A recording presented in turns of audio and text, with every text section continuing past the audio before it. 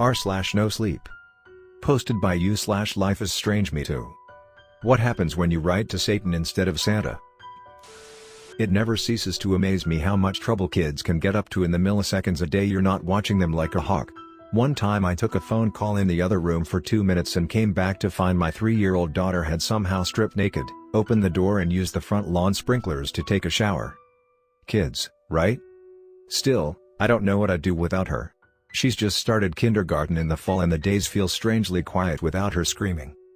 But just when my life was beginning to get peaceful, she managed to get up to trouble again, and this time the solution isn't as simple as keeping the sprinklers off. If I leave them on, she always seems to find a way out to the front yard. No, this problem is serious. It all started with Ms. Frazzle. Ms. Frazzle is the kind of woman who starts wearing Christmas sweaters with cat hair all over them at the beginning of November. And she decided that since her favorite holiday was merely a month and change away, she was going to have the students write letters to Santa Claus. Ordinarily that would be fine, but as Ms. Frazzle's teaching abilities don't quite match her enthusiasm for cats and candy cane flavored liqueur, the students' letters got sent out with some spelling errors. As far as I can tell though, my daughter is the only one who sent her letter out to Satan instead of Santa. Ordinarily, that wouldn't be a problem, just another funny story to add to the highlight reel that gets told when the family gets together at Christmas. The problem is that we got a letter back.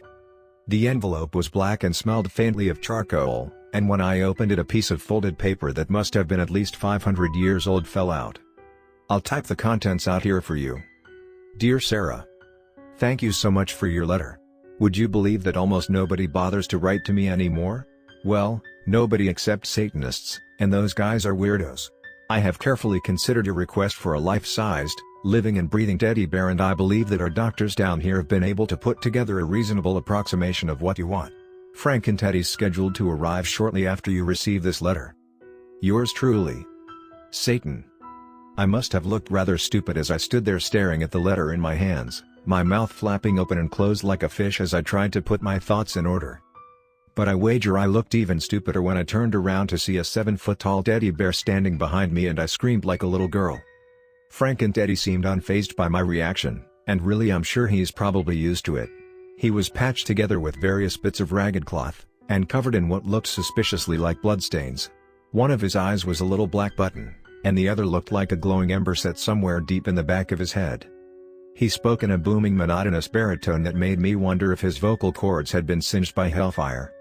I am Frank and Teddy. I am here to love you. Oh, okay. Wow, I said, nodding my head vigorously until I realized I was nodding for no reason and stopped. Are you Sarah? Frank and Teddy boomed out. No. I'm Sarah's dad, I replied. Listen, I don't really think that. Where is Sarah? Well, she's at school right now, and then I will go to school so that I may love her. Wait a second. School is over now and she'll be home any moment.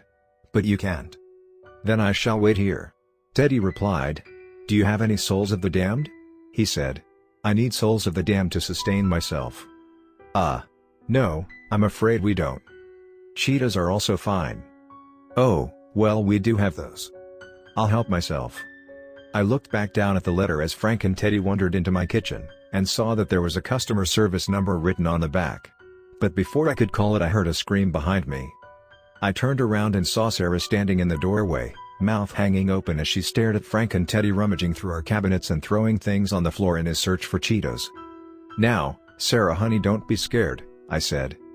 But Sarah shot past me and leapt on Frank and Teddy's leg, wrapping herself around it so that she was lifted off the ground whenever he took a step.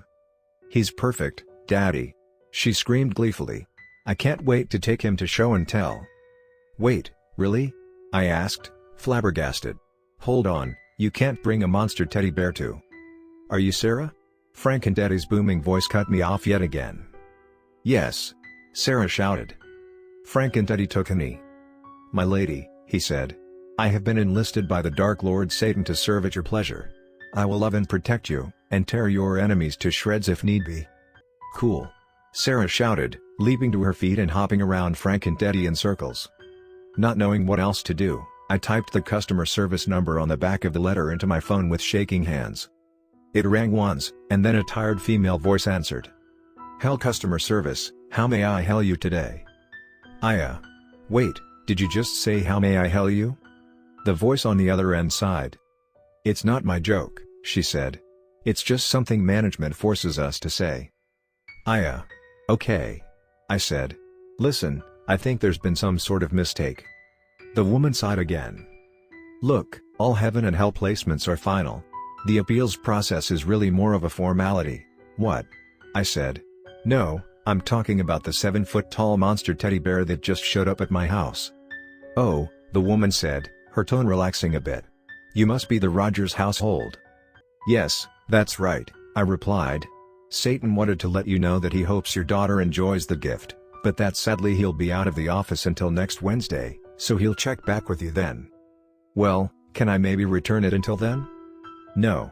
The woman said flatly. So I'm stuck with a giant monster teddy bear until Satan calls me next week? No, of course not, the woman said.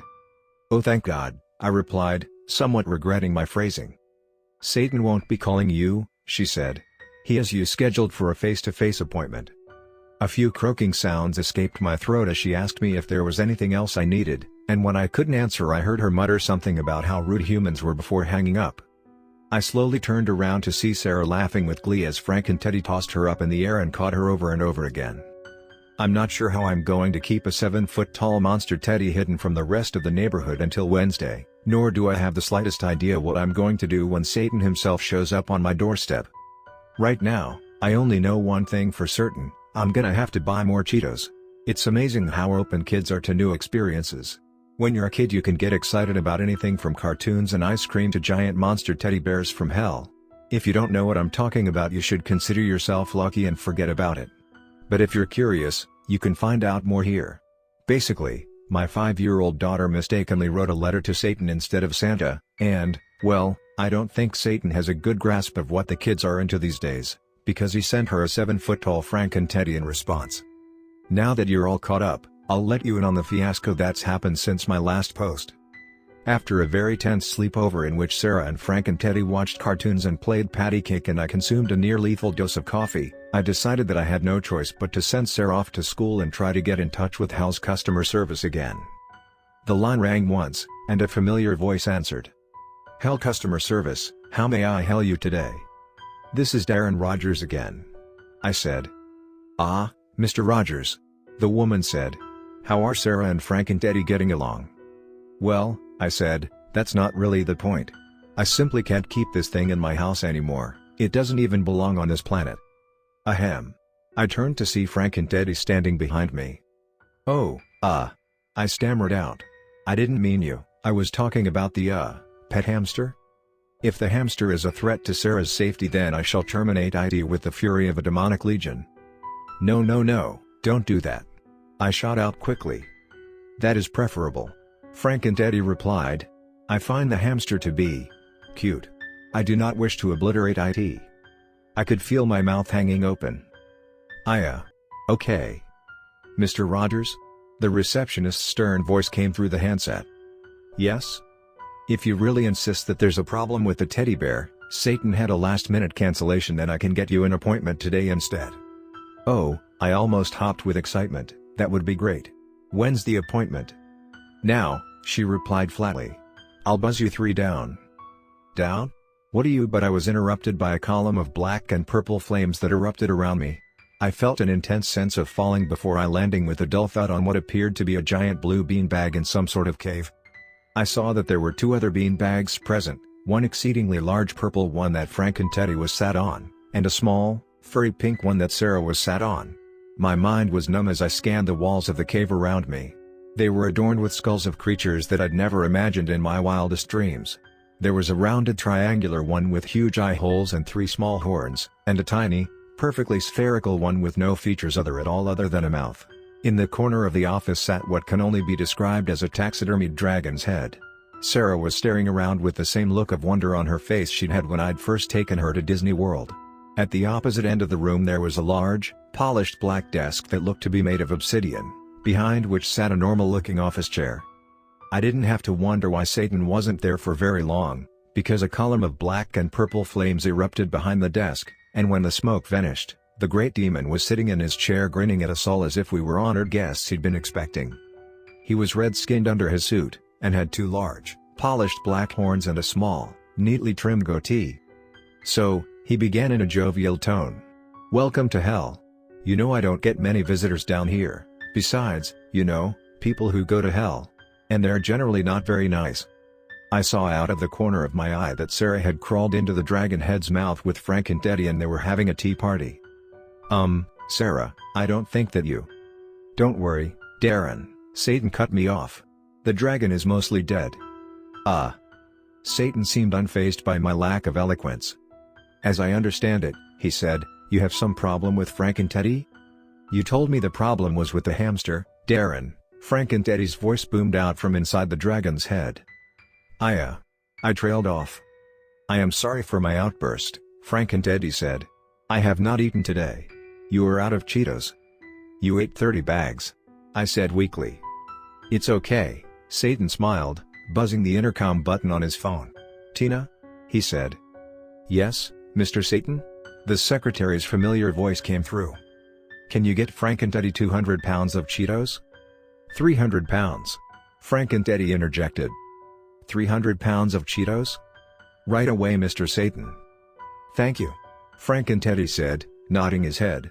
"I require the proper amount of fuel to love Sarah and eviscerate the souls of the righteous with maximum efficiency." I tried to focus on Satan as a giant, blue-skinned demon with bulging muscles and a hatchet sticking out of his head wheeled in a giant wheelbarrow full of Cheetos. "We make them down here," Satan said, grinning. "Now, Mr. Rogers, what issue is it that you have with Frank and Teddy?" "Well," I sputtered out, "just look at him. He's a monster." A hush fell over the room, and I realized the blue-skinned demon was eyeing me like he wanted to hit me. "We try not to use the M word down here, Darren," Satan said. "It's okay, Firesnell," he added to the blue-skinned demon, "he's from Earth, he doesn't know." Firesnell huffed and stomped out of the room while I once again tried and failed to make noises with my mouth. "Darren, Satan said patronizingly, "I'm surprised at you judging poor Frank and Teddy by his appearance. You should know better than that. I mean, my daughter is cute as a button, and she's the one who put the hatchet in Firesnell's head." "You have a daughter?" I asked, dumbfounded. "I have 700. "Well," I said, trying to forget that Satan had just called me a racist, "Sarah is my only daughter, and I just can't help but worry about her when there's a giant, undead teddy bear thing constantly around." I heard giggling and turned to see that Sarah had latched onto the back of Frank and Teddy's head and he was pretending to not know where she was. "I have been taken in by your deception and am not aware that you are on the back of my head," he boomed. Satan leaned over on his desk, rested his chin on interlocked fingers and put on an expression of deep thought. "I think I know what you mean," he said after a moment of reflection. "I know just what to do." "You do? Oh, thank God, I mean Satan." Satan waved his hand dismissively and pushed a button on the intercom. "Tina?" he said. "Yes, Mr. Satan?" the intercom replied. "Can you please send in Miss Hatchetface?" "Yes, Mr. Satan." I said. "Miss Hatchetface? You mean that giant blue moa demon was a woman?" "What? No. We don't judge based on physical appearance here in hell, and we certainly don't base names on it. Which is lucky for you, Mr. Big Nose. But seriously, I feel your plight, Darren. And that's why I'm going to set you up with my own personal nanny to watch over Sarah and Frank and Teddy while you're at work." "But Don't you worry, Darren," Satan exclaimed. "Ms. Hatchetface is wonderful. She did a great job with my kids. Well, not the first few hundred, but she got the hang of it eventually." Satan Boom boom boom. The knock that interrupted me nearly knocked the door off of the hinges. "Oh, that'll be Miss Hatchetface now," Satan said, rubbing his hands together. "You guys are going to get along great, Darren. Great." I didn't know what to say, and so I simply slumped my shoulders and mumbled out an okay. Satan sprang up and opened the door and I gasped as I caught sight of Miss Hatchetface, a petite, pink-skinned woman with a small, button nose and glittering obsidian eyes. "Are you Mr. Rogers?" she asked, cocking her head to the side and regarding me with a look of curiosity. Satan leaned over and whispered she's half succubus in my ear as I shook her soft, delicate hand.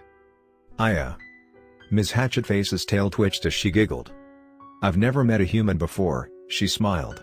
"Are they all as handsome as you?" My mouth went dry and I suddenly became very aware of how large and awkward my tongue felt in my mouth. So, Satan clapped his hands together cheerily. "Are we all set, here?" I stared into Miss Hatchetface's deep, glittering black eyes, and before I knew what was happening my head was nodding up and down of its own accord. "Great," Satan said. "Then I'll send you 4 back up." "I can't wait," said Miss Hatchetface before a column of black and purple flames swallowed us all.